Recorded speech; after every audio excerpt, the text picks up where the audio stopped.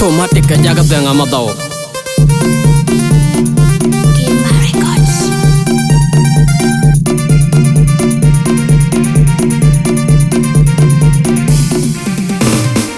Ingi kanga yene kwale Waja doi ping dinge pyo Tamaye di dudong yi pia Kedunga war blogala yi pia Atanda tiga yene kwale Waja doi ping dinge pyo Tamaye di dudong yi pia Kedunga war blogala yi pia Ingi kanga yene kwale Waja doi ping dinge pyo Tamaye di dudong yi pia Kedunga war blogala yi pia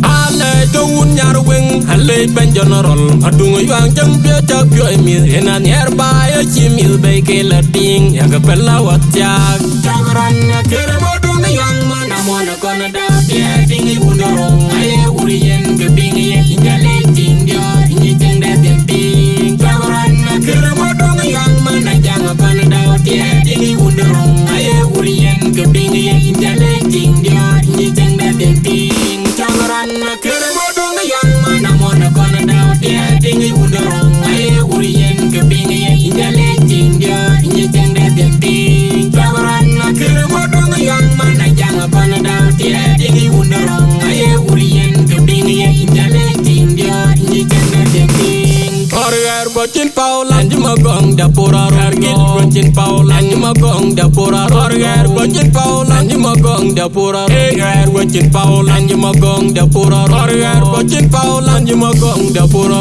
Orgit bocin paulan Juma gong dapura Orgar bocin paulan Juma gong dapura Orgar bocin paulan Juma gong dapura Chakran kere bodong yang mana mona kona daw Dia tingi undorong Aye urien kebingi ya Injale ting dior Inji jeng da temping Chakran kere bodong yang mana janga kona daw Dia tingi undorong Aye urien kebingi ya Injale ting dior Inji jeng da temping Chakran kere bodong yang mana mona kona daw Dia tingi undorong Aye urien kebingi ya Injale ting dior Inji jeng da temping Chakran kere bodong yang mana janga kona daw Dia tingi undorong Aye urien kebingi ya Injale ting dior Inji jeng da temping Ingi kanga yene kwale Waja doi ping dinge pyo Tamaye di dudong yi pia Kedunga war blogala yi pia Atanda tiga yene kwale Waja doi ping dinge pyo Tamaye di dudong yi pia Kedunga war blogala yi pia Ingi kanga yene kwale